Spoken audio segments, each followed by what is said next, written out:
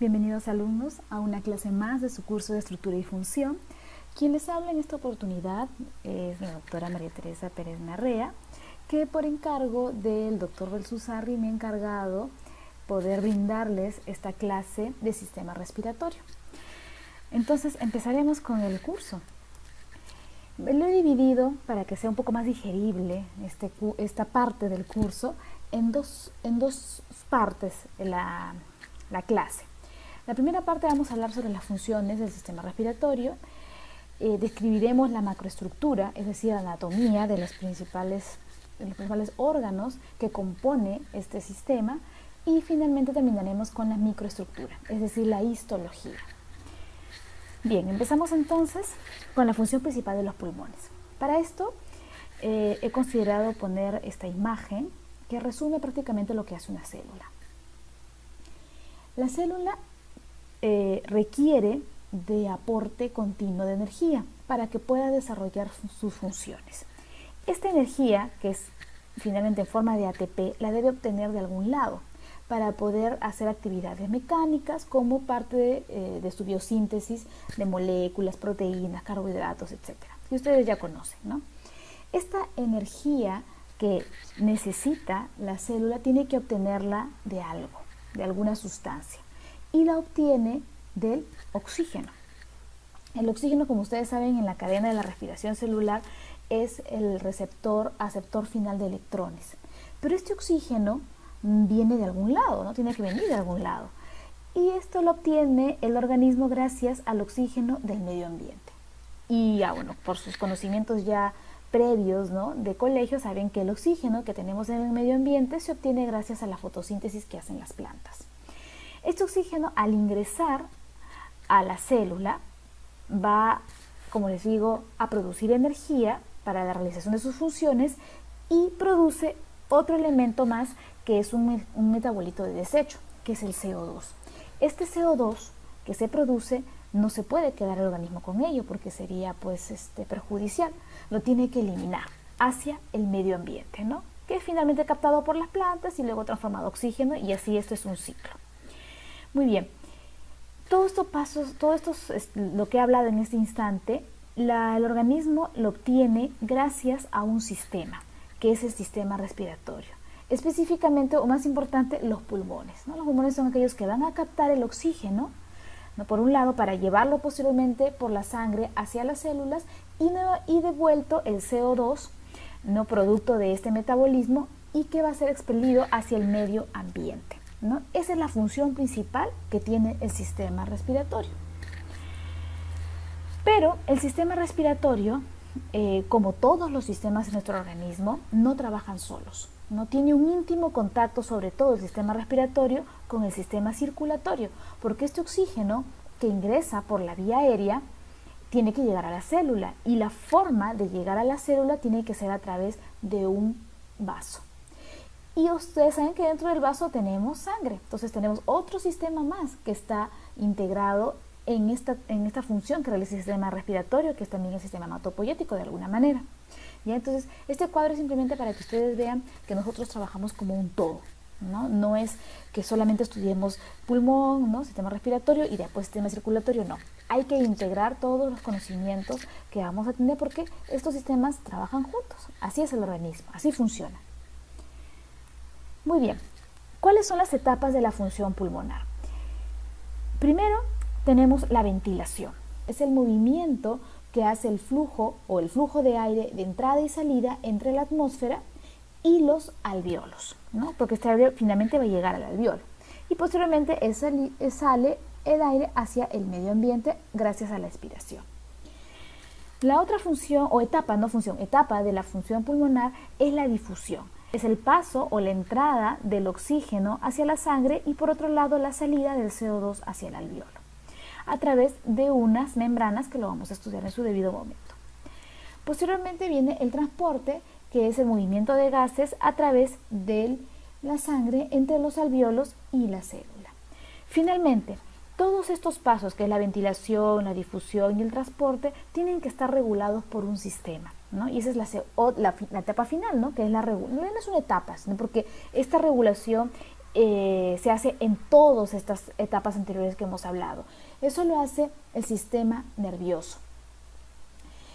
La regulación entonces es el ajuste que existe de ventilación, sobre todo, ante los cambios del medio ambiente producidos por diferentes demandas. Es decir, si tú estás haciendo ejercicio, la ventilación tiene que aumentar y eso lo tiene que hacer un sistema, que es el sistema nervioso. No solamente se va a modificar por las demandas, también puede ser durante el crecimiento, o sea, la frecuencia respiratoria no es igual, ¿no?, en un niño que de un adulto. También se regula frente a enfermedades, ante la vejez, etc. ¿Ya? Las otras funciones que tiene el sistema respiratorio, que son accesorias y no por ello menos importantes, es la fonación, la olfacción, el equilibrio ácido-base y definitivamente el pulmón y el sistema respiratorio tiene contacto con el medio ambiente. Por lo tanto, el aire que ingresa, que no es un aire totalmente limpio, no tiene que tener el sistema respiratorio un sistema de defensa capaz de evitar el ingreso de sustancias nocivas. Por eso también tiene como función defensa contra agentes extraños. Muy bien, hablaremos entonces, pasamos a la macroestructura. Dentro de la macroestructura hay una parte que es la anatomía de superficie. Es la relación que nosotros podemos encontrar frente a estructuras internas que no la vemos a simple vista en relación con la superficie del cuerpo. Esto es muy importante cuando ustedes vayan ya a hacer examen físico, ¿no? Acá, por ejemplo, tenemos tres imágenes, son 3 fotos de distintos ángulos de vista. Esta es la cara frontal del tórax. En la cara frontal del tórax vamos a encontrar una serie de estructuras que nos van a indicar ciertas características importantes de órganos internos. En primer lugar, en la parte media del tórax y superior, en la parte superior y media del tórax encontramos una escotadura que se llama escotadura yugular. Si ustedes se palpan en la parte superior, ¿no?, exactamente por encima del hueso esternón, van a encontrar como una fosita. Eso se llama escotadura yugular. Si ustedes deslizan sus dedos hacia abajo, van a encontrar una protuberancia, ¿no?, como un ángulo que es justamente la articulación del manubrio del esternón con el cuerpo del esternón, y eso se llama ángulo de Lewis. Este reparo es muy importante porque a este nivel, mejor dicho, se encuentra, como les digo, la articulación de la segunda costilla. Vamos a encontrar justo por detrás de esta estructura, la tráquea se divide en bronquio derecho y en bronquio izquierdo. Otro reparo importante a este nivel es que si ustedes trazan una línea perpendicular, ¿no?, hacia la parte posterior de esta estructura, se encontrarán con la vértebra torácica T4, T5. Además, en los órganos internos que se encuentran dentro de esta caja torácica, justo a ese nivel, la aorta ascendente, ¿ya?, se continúa con el callado y termina en la aorta descendente. O sea, justo ahí está la aorta ascendente y la aorta descendente. Otra cosa importante es que en esta línea imaginaria que cruza el ángulo de Lewis y T4 y T5 se divide el mediastino en mediastino superior y mediastino inferior. Entonces, dense cuenta que esta estructura anatómica es bastante importante porque nos da muchos datos de reparos anatómicos. Seguimos bajando, ¿no? Vamos palpando y seguimos bajando y vamos a encontrar la parte final del hueso esternón, que es la apófisis o apéndice del esternón. Y hacia los costados vamos a encontrar el reborde costal. ¿Ok? Muy bien. En esta imagen que vemos en la parte inferior, se pueden trazar ciertas líneas imaginarias en la superficie del tórax. La línea que cruza exactamente la mitad del hueso del esternón se llama línea medio anterior. La línea que cruza la mitad de la clavícula, ¿cierto?, hacia abajo se llama línea medio clavicular y más o menos coincide con las tetillas, ¿no?, sobre todo en los varones. En la mujer es un poco difícil por las mamas. En esta vista lateral del tórax, encontramos tres líneas también imaginarias. La línea que cruza exactamente en la mitad de la axila se llama línea medioaxilar. La línea que está por delante de la axila, ¿ya? Esto se llama línea axilar anterior, y la que está por detrás del hueco de la axila es la línea axilar posterior. En una vista posterior también tenemos tres líneas imaginarias. En la parte media, que cruza justo exactamente entre las apófisis espinosas de las vértebras, esto se llama línea medio posterior. Y hacia los costados podemos encontrar también otra línea imaginaria que exactamente cruza el ángulo de la escápula y se llama línea escapular. ¿Okay? Esto es importante para cuando ustedes tengan que hacer algún tipo de no sé, procedimiento, que es por ejemplo la toracocentesis. Hay que saber ubicar el lugar de la toracocentesis y para eso se utiliza el reparo de las líneas imaginarias.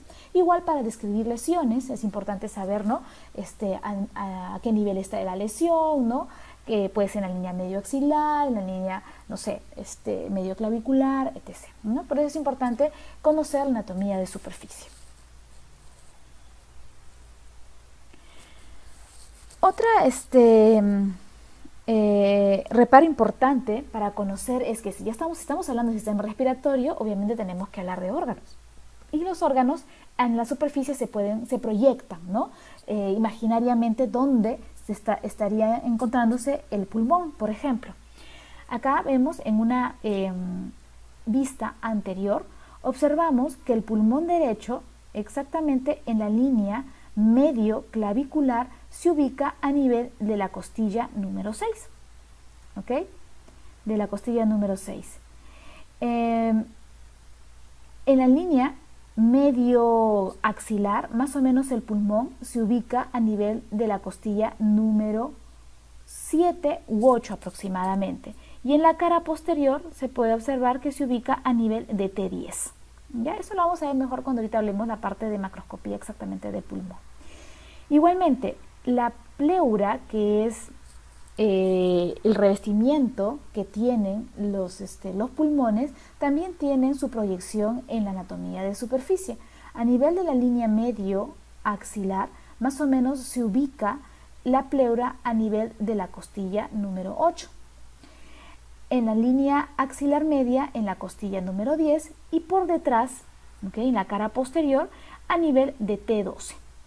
¿Ya? Esto es importante también, como les digo, para cuando ustedes tengan que ubicar alguna lesión o tengan que hacer la auscultación de los pulmones. Ya saben más o menos a qué altura es donde ustedes pueden oír, ¿no?, los sonidos del pulmón durante la inspiración y la expiración. Muy bien. Hablaremos ahora, ya hemos hablado de lo que vendría a ser la anatomía de superficie, ¿no?, en un paciente cuando ustedes hagan su examen físico. Ahora vamos a hablar los componentes de este sistema respiratorio. Primero hablaremos de la caja torácica o la pared torácica. La caja torácica está compuesta por una serie de huesos. ¿Okay? Esta caja torácica contiene dentro de ella dos cavidades, que es la cavidad pulmonar, donde vamos a encontrar obviamente los pulmones por dentro, y la cavidad mediastínica, que es donde vamos a encontrar al corazón con los grandes vasos. Estas dos cavidades tienen que estar protegidas por una estructura ósea. Tenemos entonces, por la parte posterior, la caja torácica está compuesta por las 12 vértebras torácicas, ¿ya?, desde T1 hasta T12. La cara lateral de esta caja torácica está compuesta por las 12 costillas y la cara anterior, parte de las costillas, claro, y el esternón. El esternón está compuesto por tres partes a su vez, que es el manubrio, ¿okay?, el cuerpo y la apófisis sifoides. Y acá está justo lo que les hablé al inicio de la anatomía de superficie, que es el ángulo manubrio esternal, ¿no?, que es el ángulo de Lewis. Justo es la articulación prácticamente del manubrio, que es la parte más superior, con el cuerpo del esternón. Algo importante que hablar es acerca de las costillas. Las costillas son 12, como hemos dicho. Pero estas costillas, hay las verdaderas costillas y hay las falsas costillas. Las verdaderas costillas van desde la costilla número 1 hasta la costilla número 7. Si se dan cuenta, cada una de ellas se articula con un cartílago que a su vez se articula con el esternón. Miren, costilla número 1, 2, 3, 4, 5, 6, 7, ¿okay? Hasta la costilla número 7. De la costilla 8 a la costilla 10 también se articulan con el esternón, pero se articulan, ellas juntas confluyen en un solo cartílago costal, ¿no? No es que cada una tenga su propio cartílago costal, ¿ya? Como les digo, se unen al esternón gracias a un cartílago común. Y por último tenemos a las costillas número 11 y la costilla número 12, que son las costillas flotantes. Entre costilla y costilla tenemos al espacio intercostal. ¿Por qué es importante el espacio intercostal? Porque entre ellos encontramos músculos, ¿no? 3 músculos laminares, que son los músculos intercostales. Pero algo todavía más importante es que transcurren por debajo de la costilla el famoso van. ¿Qué es el van? Es las siglas de V de vena, A de arteria y N de nervio, que van a irrigar e inervar a los músculos de la pared torácica, así como a la piel que cubre a la pared torácica. ¿Ya? Entonces, estas venas y arterias son las arterias intercostales, las arterias nacen de la aorta torácica. Y los nervios intercostales son ramos anteriores de los nervios espinales, que son los que salen, ¿no?, de los agujeros vertebrales a ambos lados de la columna vertebral. La importancia de este paquete vasculonervioso que es el van es por dónde pasan, ¿okay? Estos se van a ubicar por debajo, ¿ya?, de la costilla, es decir, en el borde inferior de la costilla. Importante reparo para cuando ustedes tengan que hacer también algún procedimiento, como una toracocentesis, que es la extracción que se hace de líquido en la cavidad pleural. Para extraer el líquido hay que introducir una aguja hasta llegar a la cavidad pleural.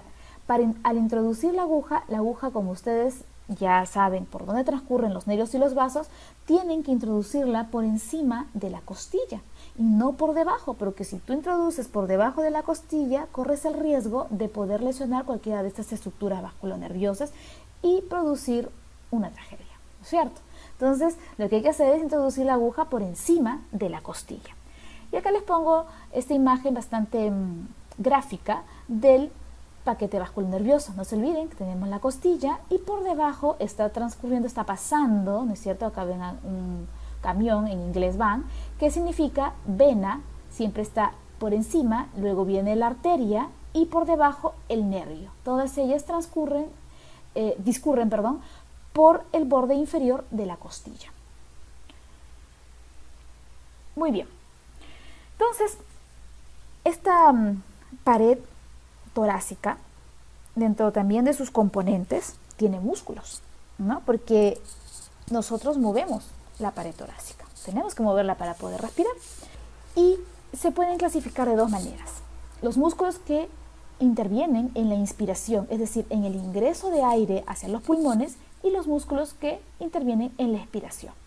Antes de eso, quiero hacer un paréntesis para decirles que la inspiración es un proceso activo, es decir, requiere de energía y por lo tanto requiere de que un músculo se contraiga, ¿ya? En cambio, la expiración normal, la que ustedes están teniendo en este momento, es una actividad que es pasiva, es decir, no necesitas tú utilizar ningún músculo. ¿Cuándo? Entonces, ¿por qué hay músculos? Si es que ven acá, ¿no? No debería haber.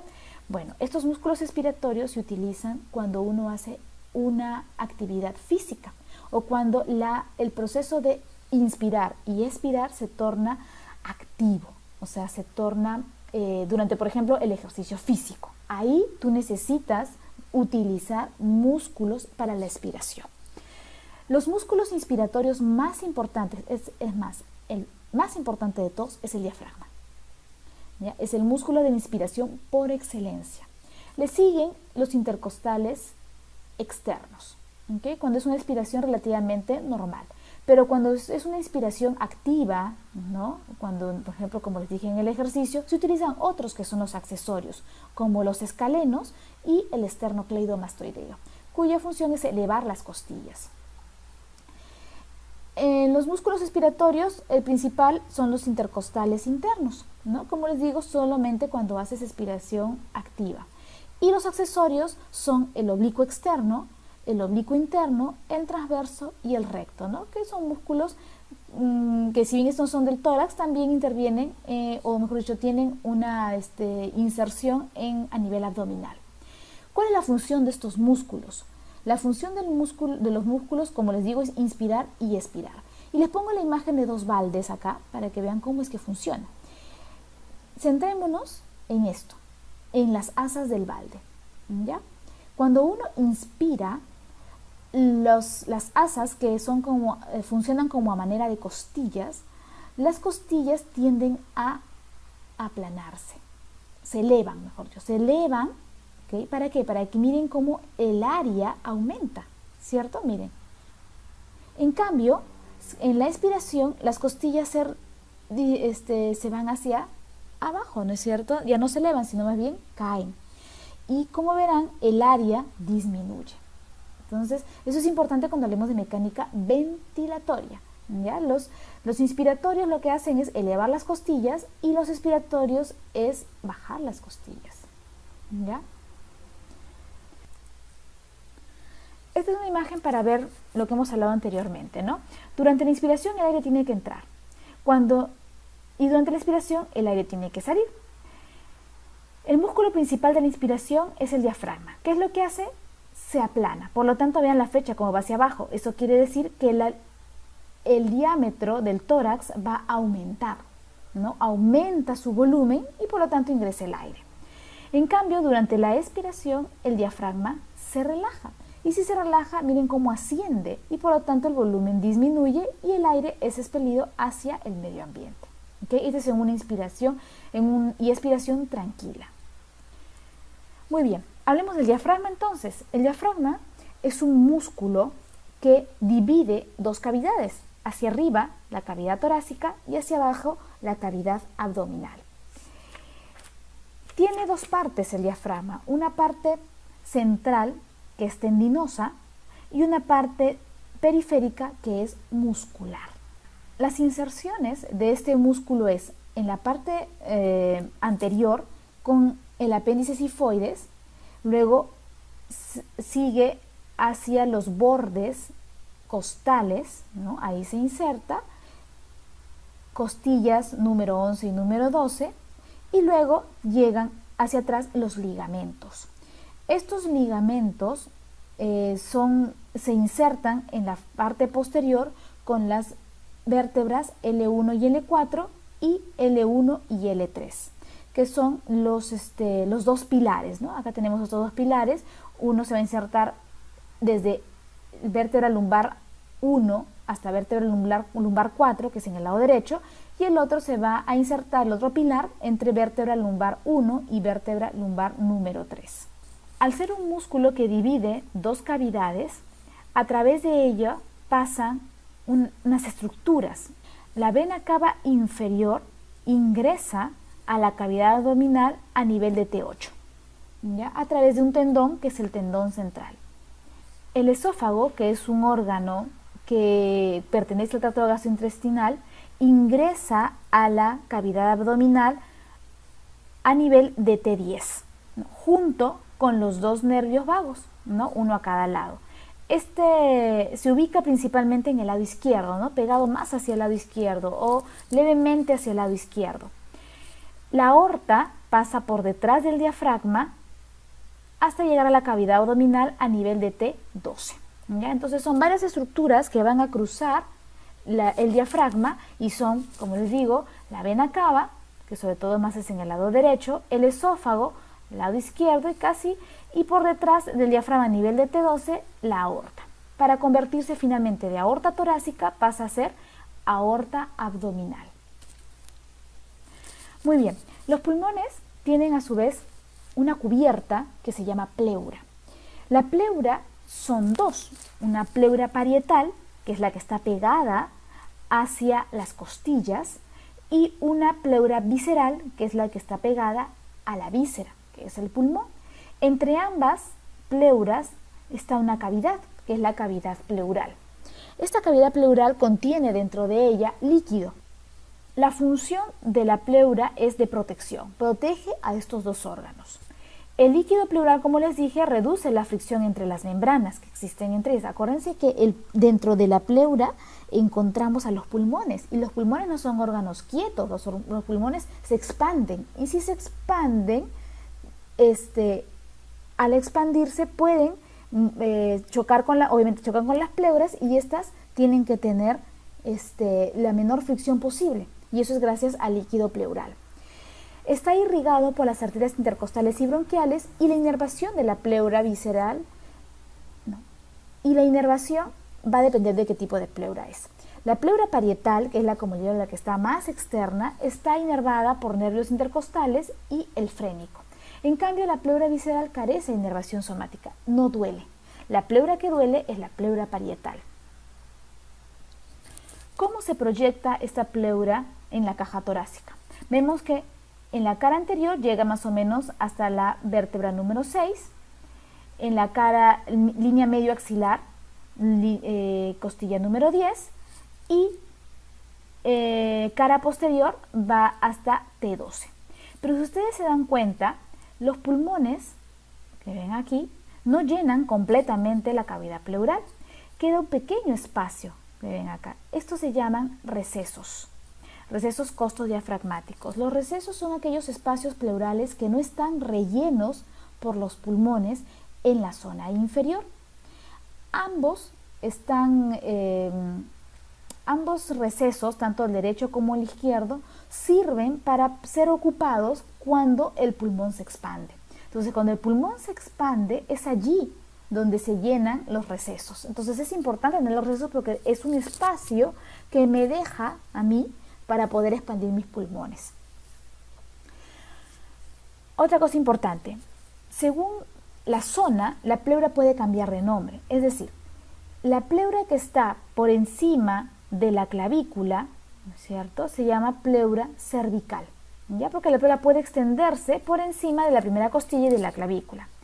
Luego tenemos la pleura mediastínica, que es la pleura que está en la parte interna, esta de acá, obviamente da cara al mediastino.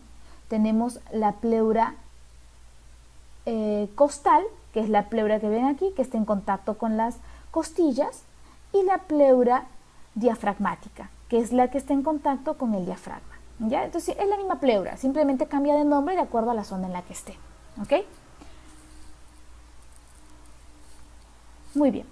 Ahora, el pulmón, como les dije, es el lugar donde va a llegar el aire, ¿no? Y ahí es donde pasa directamente a la sangre. Pero nosotros, para que el aire llegue al pulmón, tiene que haber pasado por una serie de vías que empiezan en la nariz, que son las vías aéreas. Estructuralmente, la vía aérea se divide en dos grandes zonas: vía aérea superior y vía aérea inferior. ¿Hasta dónde digo vía aérea superior? Hasta laringe. De laringe hacia arriba se denomina vía aérea superior, y de tráquea hacia abajo es la vía aérea inferior. ¿Ya? Esto es importante para cuando ustedes lleguen ya a la parte de clínica, van a ver enfermedades que son propias de la vía aérea superior y otras de la vía aérea inferior, ¿ya? Por eso es importante saber dónde es el corte. Funcionalmente, el sistema respiratorio se divide en dos grandes grupos, que es la vía aérea de conducción y la vía aérea respiratoria. La vía aérea de conducción en realidad iría desde la nariz hasta el bronquiolo terminal. Y la zona respiratoria va desde el bronquiolo respiratorio hasta el saco alveolar y alvéolos. ¿Cuál es la función de la zona conductora? Es filtrar el aire, calentarlo, humedecerlo y obviamente conducirlo. Acá no hay intercambio gaseoso. En cambio, la zona respiratoria, la función es del intercambio gaseoso, ¿ya? Estos que ustedes ven acá en números que dice 0, 1, 2, 3, estos números son las divisiones que tiene la tráquea. Es decir, cuando la tráquea se va dividiendo, va formando la primera división, que vendría a ser, o sea, cuando se divide por primera vez, forma el bronquio derecho, el bronquio izquierdo. La segunda división son los bronquios, a partir de la cuarta división dicotómica son los bronquiolos, y miren que la novena hasta la división número 16 es el bronquiolo terminal, o sea, se ha dividido 16 veces la tráquea, ¿se entiende, no? Tráquea se divide en dos, ese que se dividió se vuelve a dividir en dos, ese que se dividió se vuelve a dividir en dos, y así sucesivamente hasta la división número 16. Ahí empieza más o menos el bronquiolo respiratorio. O sea, termina el bronquiolo terminal en la 16 y empieza el bronquiolo respiratorio. Y a nivel de la división número 23 aparece el saco alveolar, que son estas estructuras, ¿no? Que están compuestos por numerosos alveolos. ¿Okay? Entonces no se olviden de la zona aérea de conducción y la zona de tipo respiratoria. Empezaremos entonces describiendo cada una de las estructuras que componen el sistema respiratorio. Empezamos con la nariz, que es la primera. La nariz tiene una parte externa, esta zona de acá, y una parte interna que está dentro del cráneo. Externamente la nariz está compuesto por cartílago, en su mayor parte, ¿no? Que son los cartílagos de la nariz. Y en el puente de la nariz, que es la parte más proximal de esta estructura, está compuesto por los huesos propios de la nariz. Posee dos aberturas, denominadas narinas o fosas nasales, que se comunican con una estructura hueca, que es el vestíbulo nasal. Esta zona de la nariz y el vestíbulo posee dentro de su epitelio unas estructuras que son pelitos, ¿no es cierto? Estos pelos importantes para poder captar todas estas estructuras, es el polvo, por ejemplo, que puede ingresar durante la respiración, ¿no? Y no lleguen hacia el pulmón. En la parte interna que está dentro del cráneo, la nariz se denomina cavidad nasal. La cavidad nasal tiene una parte media, ¿no es cierto?, que es el tabique nasal, y que divide a esta cavidad nasal en cavidad nasal derecha y cavidad nasal izquierda.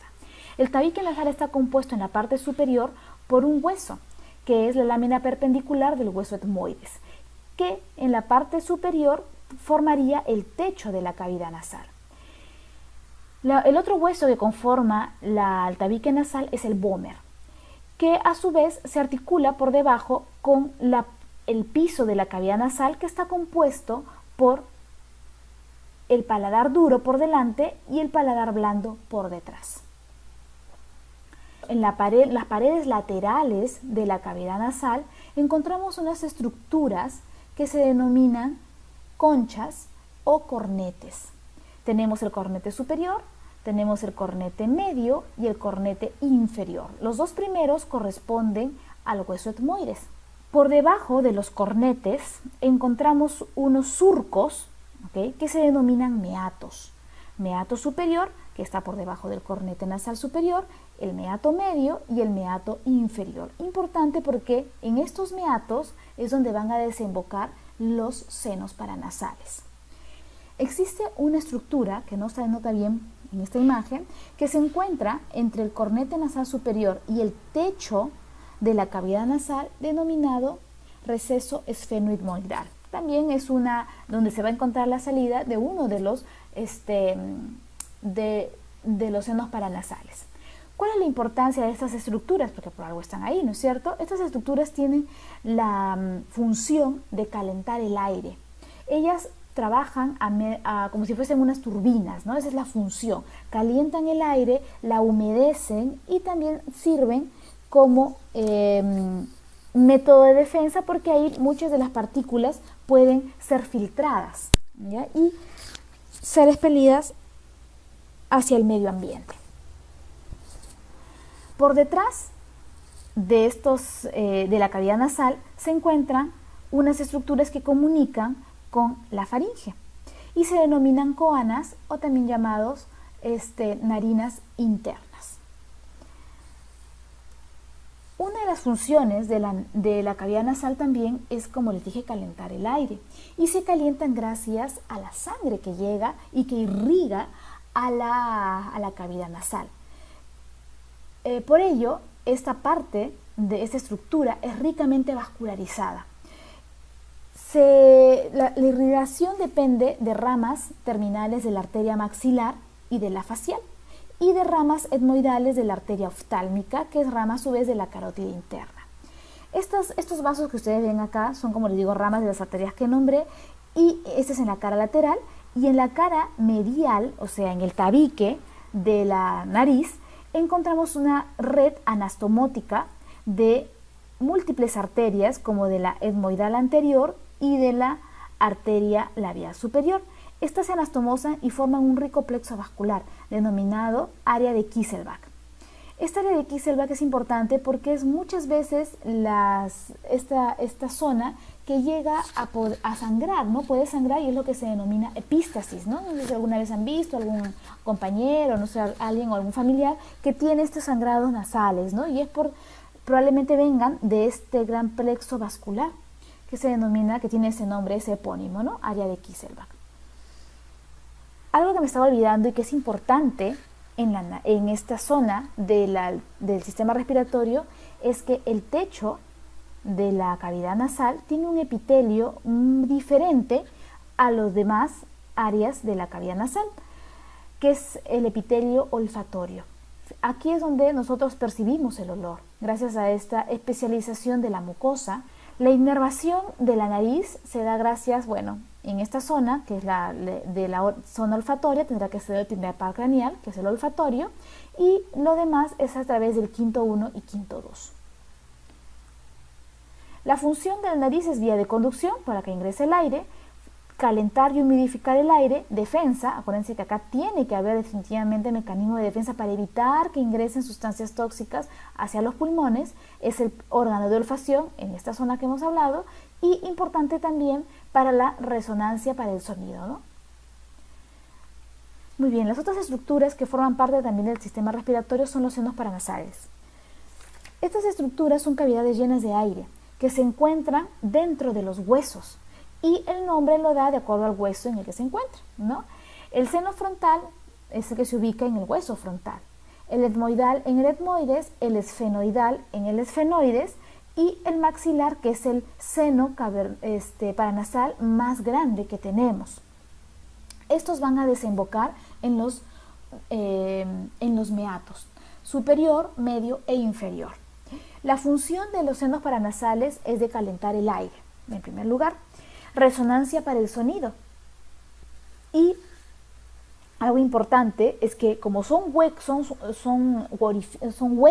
que hay en los huesos, eso hace que disminuya el peso de la cabeza. Entonces evitan, ¿no?, que sea tan pesada esa estructura, porque tenemos esas cavidades dentro de los huesos. La inflamación e infección de estas cavidades es lo que se denomina sinusitis.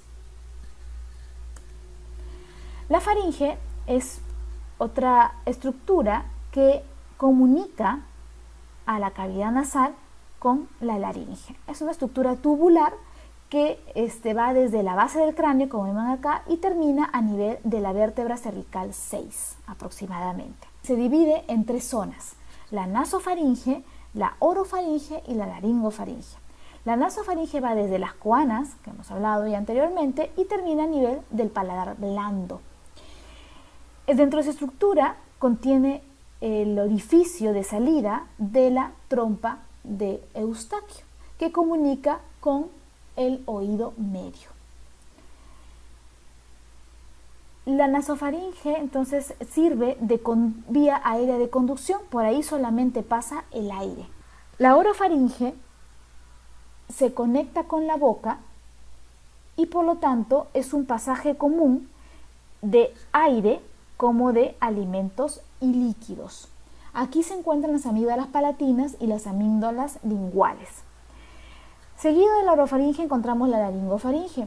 La laringofaringe se conecta con el esófago en su parte posterior y con la laringe en su parte anterior. Por lo tanto, también es una vía aérea de conducción, como también pasaje de alimentos y de líquidos. O sea, por aquí va a pasar el aire que se vaya hacia la tráquea, o sea, hacia la laringe primero y la tráquea, y por detrás se comunica con el esófago. Muy bien.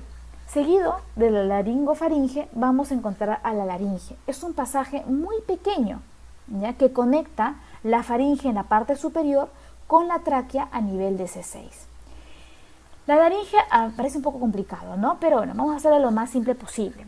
La laringe está compuesta por 9 cartílagos, 3 impares y 3 pares.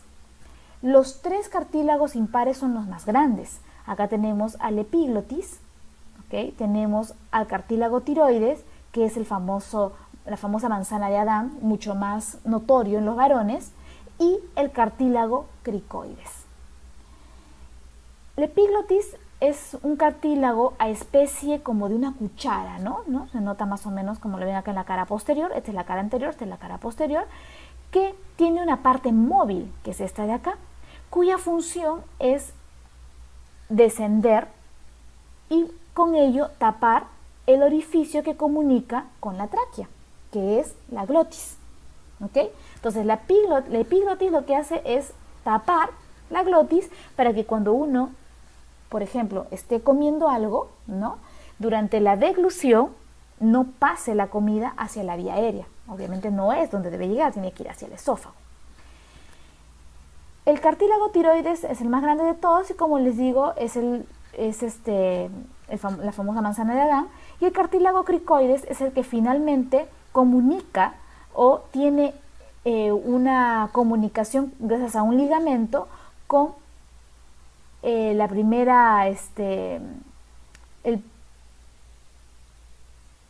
anillo de la tráquea a través del ligamento cricotraqueal. ¿Okay? Muy bien. Los otros cartílagos que son impares, los que son pares, son los más pequeños. Acá tenemos al cartílago aritenoides, que en la parte superior tiene al cartílago corniculado, parece un cuerno, acuérdense, cuernito, está encima del aritenoides, y tenemos también al cartílago cuneiforme, que está como metido dentro de un ligamento, ¿ya? Estos 3 cartílagos son pares, ¿no? Lo que da un total de 6, más los 3 que son impares, tenemos 9 cartílagos. Este es un corte sagital, como ven acá, es como si hubiésemos cortado exactamente a la mitad la laringe. Aparte de tener ligamentos, tiene repliegues de la mucosa. Estos repliegues de la mucosa, porque esto vendría a ser la luz de la laringe, tenemos 2.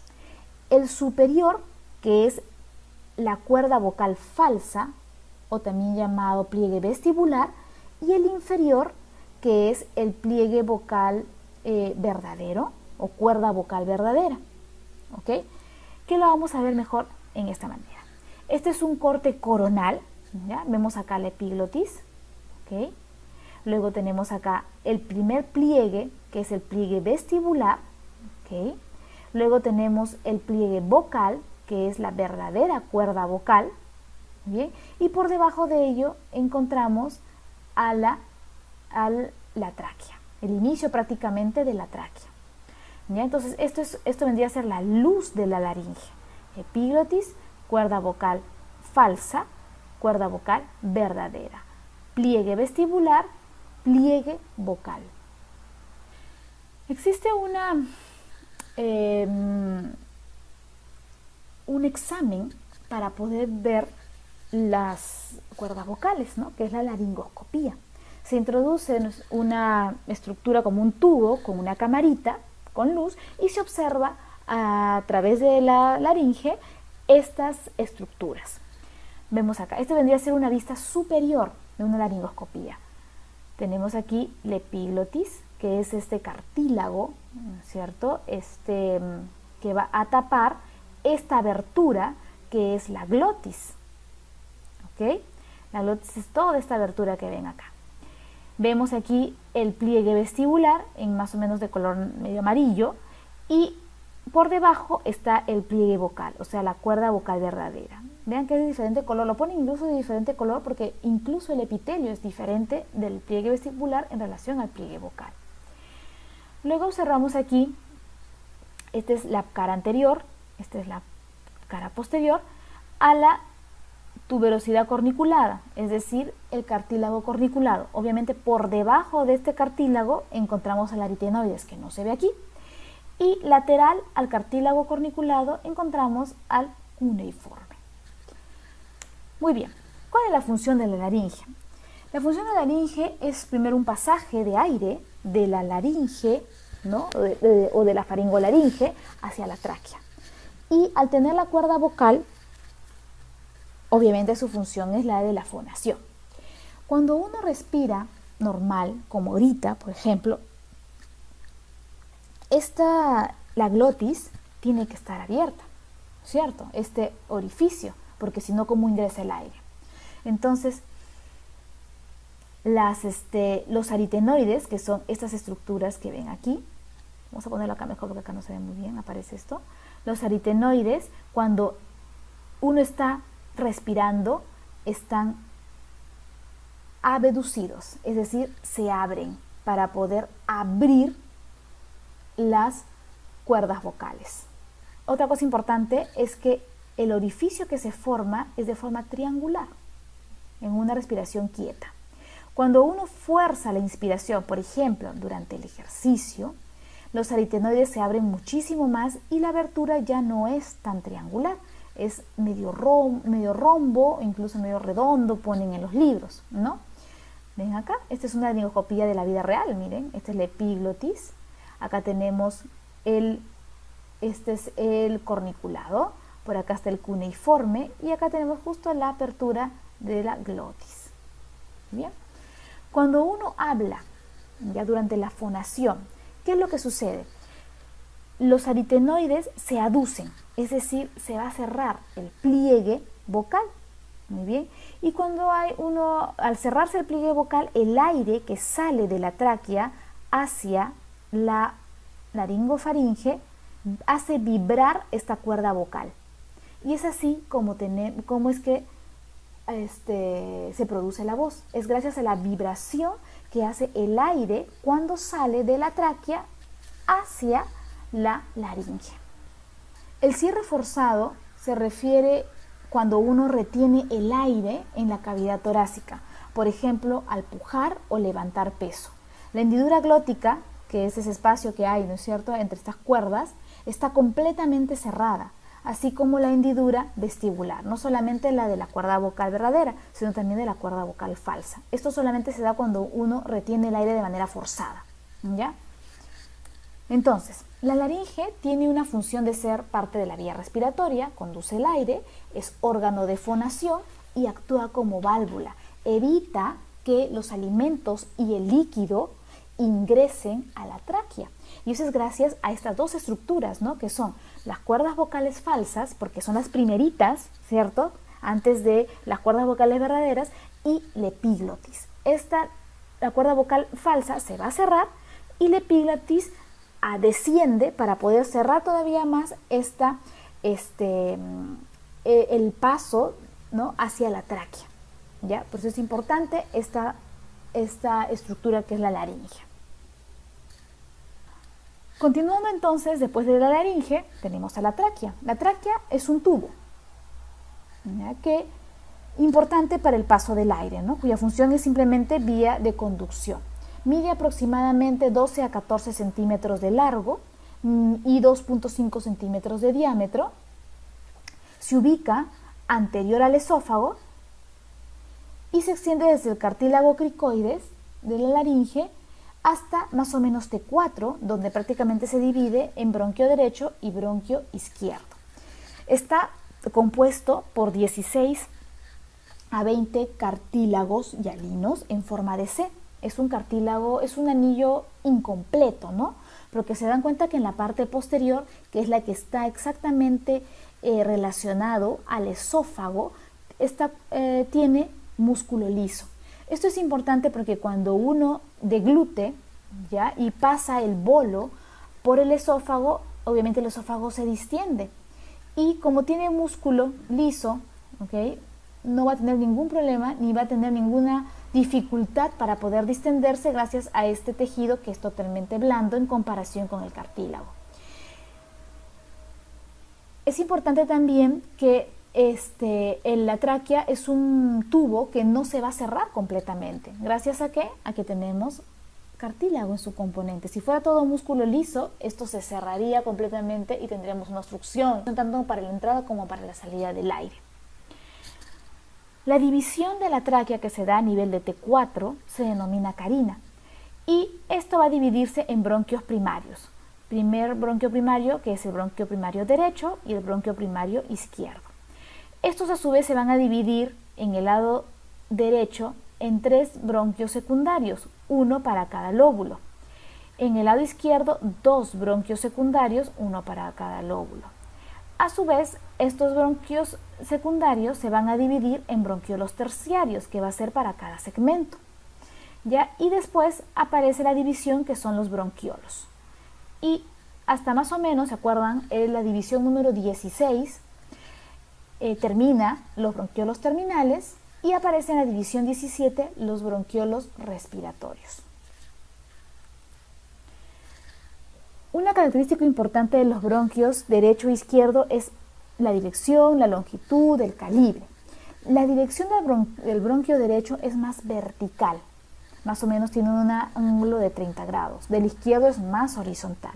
Es decir, que un cuerpo extraño, ya que pueda llegar hacia la vía aérea, se irá con mayor probabilidad hacia el bronquio derecho, porque es más vertical. El bronquio derecho es más corto en comparación que el bronquio izquierdo, tiene un calibre mucho mayor que el bronquiolo izquierdo y se relaciona el bronquio derecho con el callado de los ácigos y el bronquio izquierdo con el callado aórtico. El bronquio derecho se divide en 3 lóbulos, a diferencia del izquierdo que solamente tiene 2.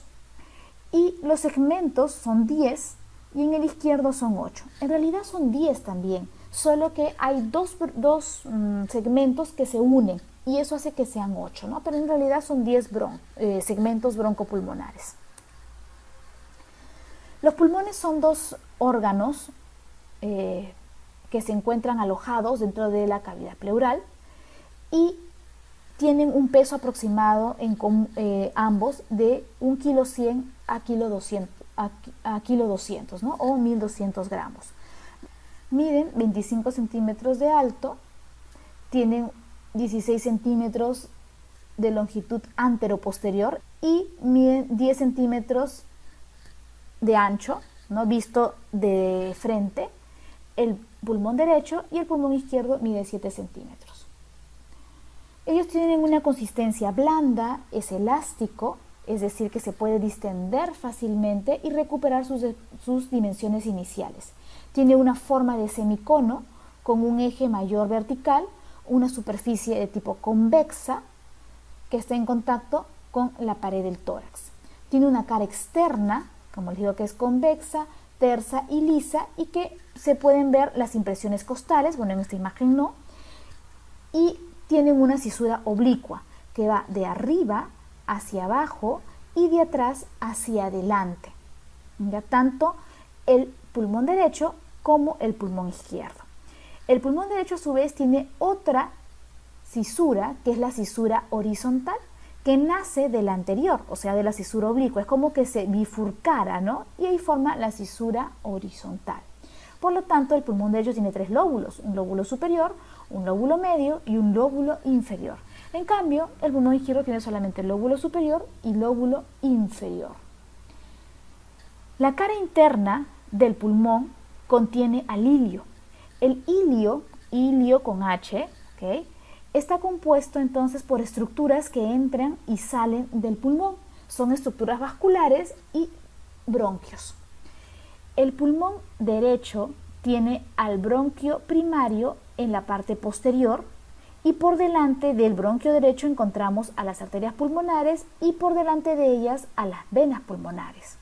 En cambio, el ilio del lado izquierdo del pulmón tenemos al bronquio en la parte posterior y la arteria pulmonar se sitúa en la parte superior del bronquio, a diferencia del derecho que se encontraba anterior al bronquio. Acá no, acá la arteria pulmonar se sitúa superior al bronquio primario y las venas pulmonares sí por delante del bronquio. El borde posterior del pulmón es grueso, ¿okay? El borde anterior es delgado, eso lo vemos acá mejor. O sea, este borde anterior, este es el borde anterior, aunque este es una vista pues lateral, ¿no? Pero el borde anterior generalmente es delgadito, el borde posterior es grueso, el vértice es redondo, como ven acá, y que tiene relación con la primera costilla, y la base es ancha, que se relaciona con la cúpula diafragmática. Estas son las divisiones del pulmón, y las divisiones se denominan segmentos broncopulmonares. Se denomina así porque anatómicamente cada segmento broncopulmonar tiene una vía aérea, es decir, un bronquio, y tiene una arteria y una vena pulmonar, ya independientes de los demás segmentos. O sea, cada segmento pulmonar es independiente en cuanto a su vía aérea, es decir, su bronquio, y en cuanto a su vascularización. Importante porque si uno tiene un tumor, por ejemplo, en este segmento broncopulmonar, el cirujano reseca solamente este segmento sin dañar a los demás segmentos. O sea, no va a haber ninguna repercusión en los demás segmentos. ¿Por qué? Porque anatómicamente tienen su propia arteria, tienen su propia vena y tienen su propio bronquio. ¿Cuáles son los segmentos broncopulmonares? En el lóbulo superior del pulmón derecho tenemos al segmento apical, el segmento anterior y el segmento posterior. En el lóbulo medio tenemos al segmento medial, como ven acá, y el segmento lateral. ¿Okay? Esta es una vista lateral, ojo. Y en el segmento en el lóbulo inferior tenemos al segmento superior del lóbulo inferior, al segmento basal anterior, basal lateral, basal posterior, y por dentro, o sea, por el ilio, la cara mediastinal, encontramos al basal medial. Entonces ahí tenemos 1, 2, 3, 4, 5, 6, 7, 8, 9, 10 segmentos. Lo mismo es igual en el pulmón izquierdo, cambian algunos nombres nada más. Acá la diferencia es que también no hay lóbulo medio, ¿ya? Entonces, el lóbulo superior del pulmón izquierdo tenemos al apical posterior, ápico posterior. Como ven acá, aquí se han unido dos segmentos, el apical que era de aquí con el posterior del otro lado, ¿ven? Entonces por eso se llama segmento ápico posterior. Luego tenemos el segmento anterior, igual que aquí, y tenemos el segmento el segmento broncopulmonar lingular superior y lingular inferior, ¿ya?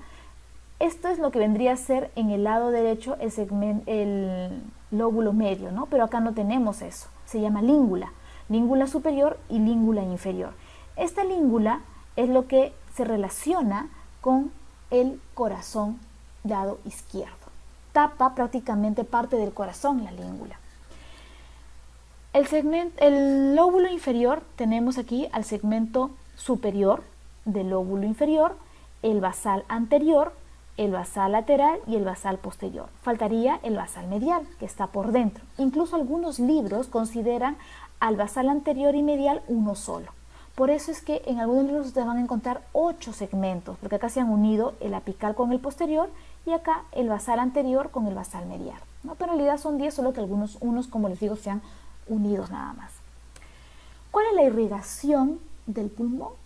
El pulmón es un órgano peculiar porque tiene doble irrigación. En primer lugar tenemos la irrigación pulmonar, y estos nacen, o mejor dicho, la función de la irrigación pulmonar es oxigenar la sangre. Al pulmón le llega sangre venosa de la arteria pulmonar. Una vez que se oxigena, se convierte en vena pulmonar y llega al corazón izquierdo. ¿Okay? Entonces esto es lo mismo, ¿no? Son las arterias y vena pulmonar. No olviden que acá es al revés, ¿no? La arteria pulmonar lleva sangre desoxigenada y la vena pulmonar trae sangre oxigenada, ¿ya? El otro tipo de irrigación que tiene el pulmón es las arterias bronquiales, que son estas de acá. Son ramas de la aorta torácica. Estas son las que van a nutrir, los que van a llevar oxígeno a todas las estructuras del pulmón.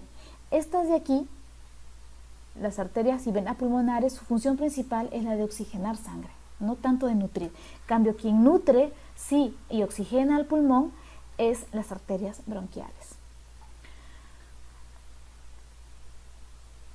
Las venas, toda la irrigación venosa, ¿okay?, de estas arterias bronquiales llegan a la vena brachiocefálica derecha y la vena brachiocefálica izquierda, que finalmente terminan en la vena cava superior, que finalmente obviamente va a terminar en la aurícula derecha. Muy bien, hemos hablado entonces ahora ya de la parte macroestructura. Veamos ahora la microestructura, es decir, las células que componen el tracto respiratorio. Para eso tenemos que hablar de epitelios. Existen dos tipos de epitelios principales, ojo, que es el epitelio respiratorio y el epitelio olfatorio. El epitelio respiratorio está compuesto de un epitelio pseudoestratificado, cilíndrico ciliado con células caliciformes. Tenemos aquí, estas son las cilíndricas, forma de cilindro. Tienen cilios, muy bien, que son estas modificaciones apicales de la célula, importantes para batir todas aquellas estructuras tipo polvo, ¿no?, que ingresen a la vía aérea.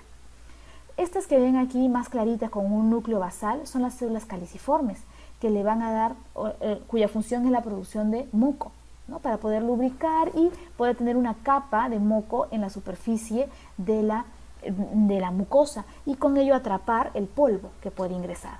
Las células basales se llaman así porque están en la base, son las células madre, encargadas de regenerar al epitelio. Las células de Kulczycki son las células neuroendocrinas, productoras de hormonas, ¿no?, sustancias neuroendocrinas dentro del sistema respiratorio. Y las otras células que son en menor proporción son las células en cepillo. El epitelio olfatorio, por su parte, solamente lo vamos a encontrar en el techo de la cavidad nasal, ¿ya? Lo demás es epitelio respiratorio. Vean que es totalmente diferente. El epitelio olfatorio está compuesto de células sustentaculares, ¿ya?, que son estas de acá, que le van a dar sostén, como dicen, ¿no?, a las demás células, que son las células olfatorias. Las células olfatorias son finalmente neuronas, que tienen en la parte apical a especie de cilios, ¿no?, que son las que van a captar las sustancias odoríferas, y estas neuronas son neuronas de tipo bipolar, ¿ya?, tienen dos polos, ¿no?, que van a terminar o a perforar la lámina cribosa del etmoides y van a formar el nervio olfatorio. Debajo del epitelio encontramos tejido conectivo y ahí encontramos unas estructuras que se llaman glándulas de Bowman. Esas glándulas de Bowman son productoras de una sustancia, que es la sustancia o proteína fijadora del olor. Estas proteínas fijadoras del olor se producen en estas glándulas y salen hacia la superficie de la mucosa olfatoria y son las que van a captar la sustancia odorífera y se las van a llevar a los cilios que tienen las células olfatorias. Ellas finalmente son las que van a traducir, se van a despolarizar y van a llevar esa información hacia el sistema nervioso central. Muy bien. A nivel de lo que es ya el pulmón y tráquea, el epitelio respiratorio se continúa, ¿no?, que era un epitelio pseudo-estratificado, cilíndrico, ciliado. Este epitelio, a medida que tú te vas alejando de la tráquea y te vas acercando al alveolo, miren cómo se va aplanando. Llega a ser cilíndrico, posteriormente se hace cúbico y finalmente se hace plano.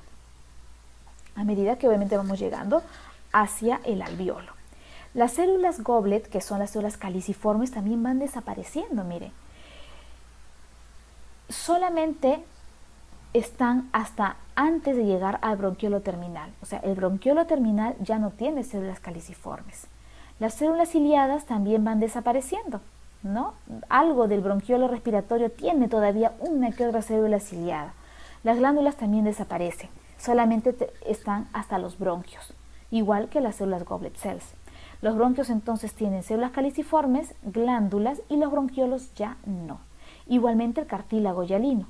El cartílago hialino es propio hasta los bronquios. Los bronquiolos ya no lo tienen. Músculo liso sí vas a encontrar hasta el final prácticamente y fibras elásticas también hasta el final, o sea, hasta llegar a los alvéolos. Vamos a ver entonces las principales partes. La tráquea y los bronquios principales tienen en su composición de epitelio el epitelio que hemos hablado que es el respiratorio. pseudoestratificado, cilíndrico, ciliado. El 30% del epitelio está compuesto por células ciliadas, que son estas de acá. El 30% células caliciformes, un 30% de células basales, que son estas más chiquitas, y el restante por células de Kulczynski.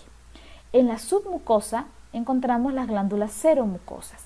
Este tipo de epitelio y estructura es igual en la tráquea que en los bronquios principales. O sea, no hay forma de reconocerlo, ¿no? Porque el epitelio es el mismo. Ya el bronquiolo, que son estos de acá, ya no poseen cartílago. Me había olvidado antes. Los bronquios y la tráquea poseen cartílago en su composición. Mientras más pequeño sea el bronquio, el cartílago va a ir desapareciendo. Pero de todas maneras tienen que ser un poquito de cartílago y eso se considera todavía bronquio. Los bronquiolos ya no tienen ningún tipo de cartílago, ni el terminal ni el respiratorio. El bronquiolo terminal se caracteriza por tener en su epitelio un epitelio cúbico, simple, ¿okay? Continuo. Tiene músculo liso, pero ya no tiene glándulas ni tampoco tiene cartílago. El bronquiolo respiratorio, por su parte, miren, es muy parecido al bronquiolo terminal. Epitelio cúbico, con músculo, pero si se dan cuenta, aquí se perdió este epitelio. Acá hay un alveolo. ¿Se dan cuenta? Acá hay otra vez epitelio que se parece al terminal y otra vez otro alveolo. Igualmente acá, miren, epitelio cúbico, un alveolo. ¿Sí? Entonces, el bronquiolo respiratorio ya tiene en su pared alveolos. Por eso es que ahí se hace intercambio gaseoso. Por eso es que el bronquiolo respiratorio es el inicio de la vía aérea respiratoria y no de conducción. Luego tenemos, este es el bronquiolo respiratorio, ¿no es cierto? Tenemos el conducto alveolar, son puros alveolos que forman un conducto, el saco alveolar, que son múltiples alveolos, y por acá tenemos un alveolo chiquito. ¿Sí? Se denomina acino respiratorio al bronquiolo respiratorio hasta alveolo. Todo esto es acino respiratorio. ¿Ya? Muy bien.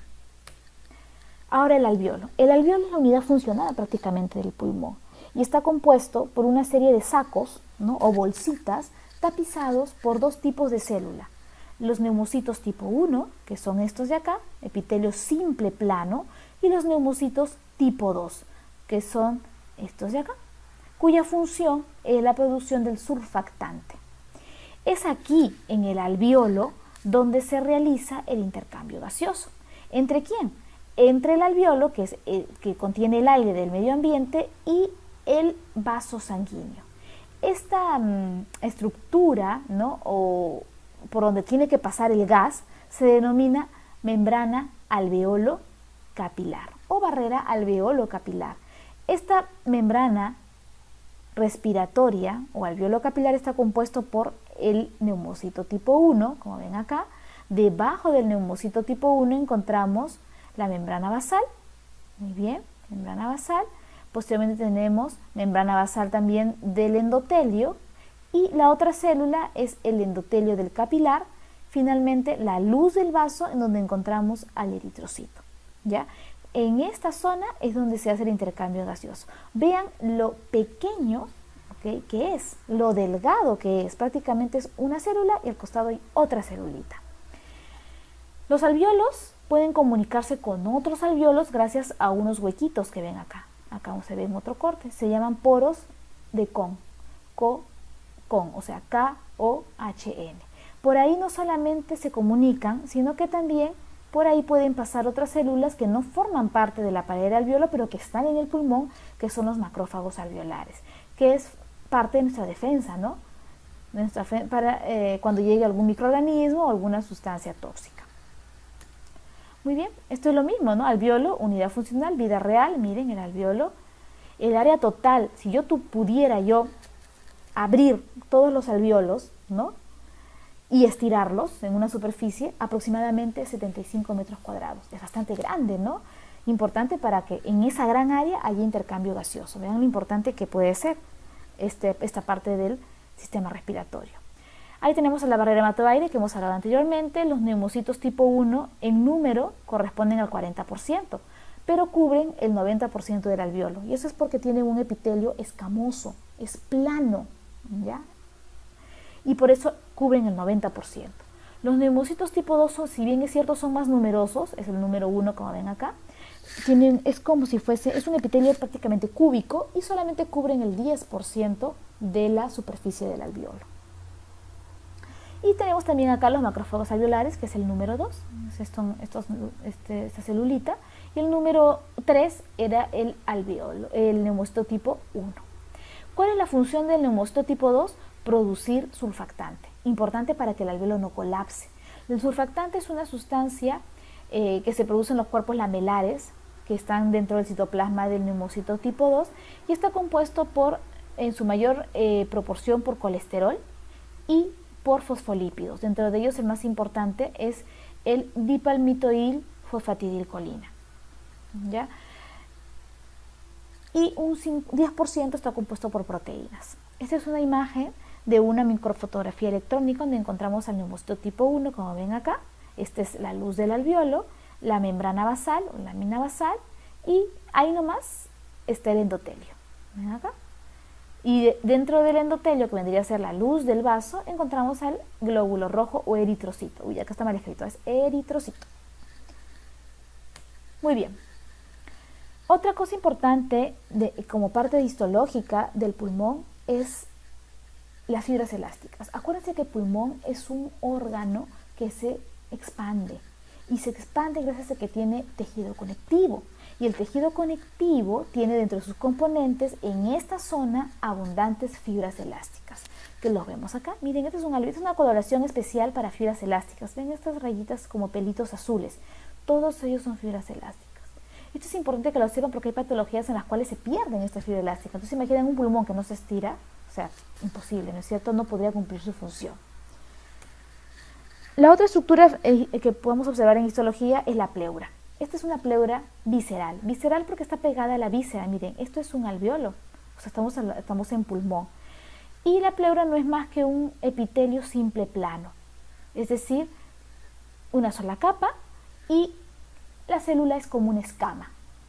También se le llaman células mesoteliales, ¿ya? Debajo de la pleura, que es un epitelio simple plano, encontramos tejido conectivo, esto de acá, vasos sanguíneos, y ahí nomás, pegado a la pleura visceral, encontramos al pulmón, donde vemos aquí el alveolo. Muy bien, entonces hasta aquí hemos culminado la primera parte. Hemos visto solamente macroestructura y microestructura, ¿ya? En un segundo video vamos a ver la función ya del pulmón, cómo es que funciona el sistema respiratorio, ¿ok? Muy bien, muchas gracias por su atención y nos vemos en la segunda parte.